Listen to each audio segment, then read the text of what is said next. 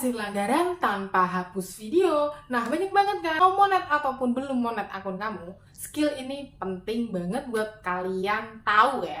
Nah, langsung aja kita ke tutorialnya gajian dari sosial media bareng Mak Konten. Assalamualaikum Mak. Karena banyak banget kan yang kayak bingung gimana sih caranya nentuin kayak kalau misalnya udah mana nih video yang melanggar sebenarnya kayak gitu ya.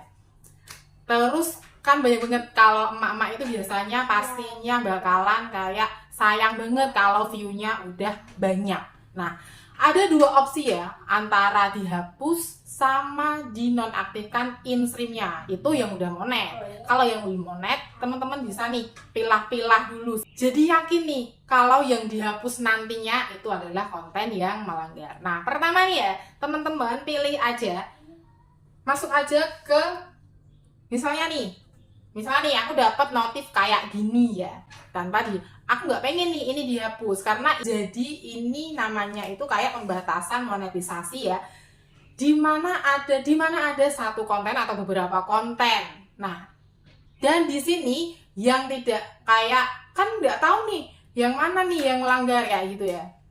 Tapi misalnya aku nggak pengen hapus, nah teman-teman cari aja. Kadang pelanggarannya hari ini, terus notifnya tuh munculnya 3 hari, 2 hari ke depannya kayak gitu. Enggak langsung muncul. Tapi ada juga nih yang langsung muncul beberapa saat atau beberapa jam langsung kedetek. Nah, teman-teman langsung aja ke misalnya karena kalian kan nggak tahu ya postingan mana nih sebenarnya yang melanggar kayak gitu. Nah, teman-teman cari aja misalnya in-stream ya. Berarti in-stream itu kan yang di beranda, misalnya yang terdampak reels atau bintang, berarti kan semuanya bintang itu bisa nempel di reels, bisa nempel di teks dan foto, bisa nempel di video beranda, bisa nempel di live kalian, seperti itu ya. Tergantung ini notif ini nempelnya di tab apa. Kalau misalnya ini aku yang contohin, ini adalah nempelnya kan di tab in-stream. Berarti tinggal cari nih, nggak usah ublek-ublek di reels. Nah, teman-teman langsung cari aja karena in-stream berarti ialah kayak konten atau video yang diupload di beranda kayak gitu ya. Kalau misalnya ini yang terkena bintang, berarti ngubleknya itu semakin banyak karena bintang itu bisa monetize atau bisa nempel di konten manapun kan, seperti itu. Sudah paham kan sampai sini? Nah, caranya itu teman-teman tinggal misalnya nih ya.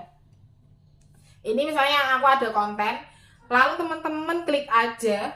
Nah, misalnya ini langsung diklik, di sini ada yang namanya klik titik 3 di bagian atasnya, pindah ke arsip. Nah, seperti itu. Ketika dipindah ke arsip, kok notifnya ini hilang, berarti iklan atau berarti konten tersebut yang pelanggaran ya.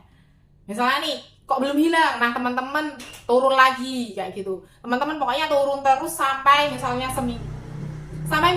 kok seminggu ke belakang ataupun 2 minggu itu. Sebenarnya kalau misalnya teman-teman udah tahu nih mana video yang melanggar kan enak. Nah, caranya sortirnya tuh kayak gini, tinggal diarsipkan aja. Ketika diarsipkan itu jadi kayak nggak muncul di beranda kalian atau di tabnya itu, misalnya reels ya, nggak muncul di reels lagi. Nah, tinggal arsipkan aja.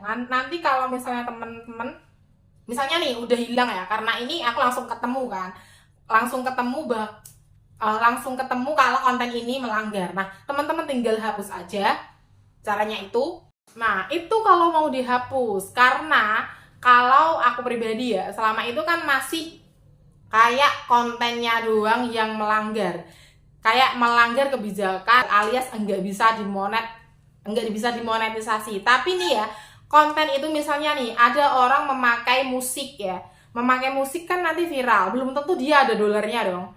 Seperti itu ya. Jadi setiap konten itu ada fungsinya sendiri-sendiri. Misalnya teman-teman mengupload foto dan teks, itu fungsinya selain mendapatkan dolar dari bintang ya, pasti fungsinya itu kayak memperluas jangkauan kan, lebih luas atau lebih cepat jangkauannya itu foto dan teks kan. Nah, seperti itu. Misalnya pengen menjangkau dengan video ya berarti reels pakainya. Seperti itu ya. Jadi setiap konten itu ada fungsinya sendiri-sendiri. Nah, kenapa ini konten aku ini enggak aku hapus? Nah, ini cuman aku matiin saja iklan in-stream-nya. Kenapa cuman dimatiin aja? Karena ini fungsinya karena ini kan aku tetap mendapatkan bintang ya. Jadi dibatasi itu di Dibatasi itu di bagian monetisasi in-stream atau iklan ADS break-nya atau iklan in-stream-nya kayak gitu. Tapi video ini masih bisa menghasilkan dari bintang kan. Dan fungsi selanjutnya ialah video ini kan buat absen ya. Selain itu juga memperluas jangkauan, menambah interaksi. Kenapa aku nggak hapus? Makanya supaya notifnya ini hilang, aku cuma matiin iklan in-stream-nya.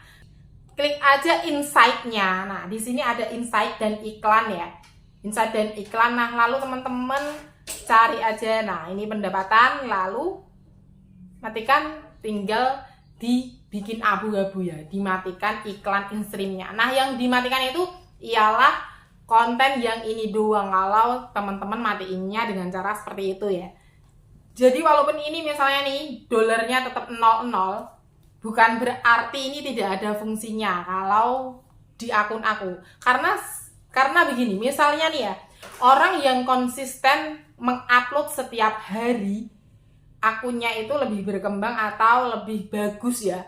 Kayak trafficnya itu lebih bagus, lebih terbaca ketimbang orang yang mengupload seminggu 2 kali misalnya. Karena apa? Karena followernya itu, karena cara kerjanya itu, misalnya nih, ada 5 orang nih ya, 5 orang ini konten kreator pemula semua, dan 2 orang ini ialah kayak akun yang membahas tentang monetize. Nah, misalnya nih, yang satu, yang konten A ini mengupload cuma 3 kali seminggu ya, dan yang ini setiap hari.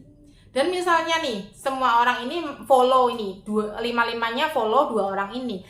Nah, dan yang ketika misalnya hari Senin dia berinteraksi ke sini, dan ini kan setiap hari juga kan. Nah, dia juga berinteraksi ke sini.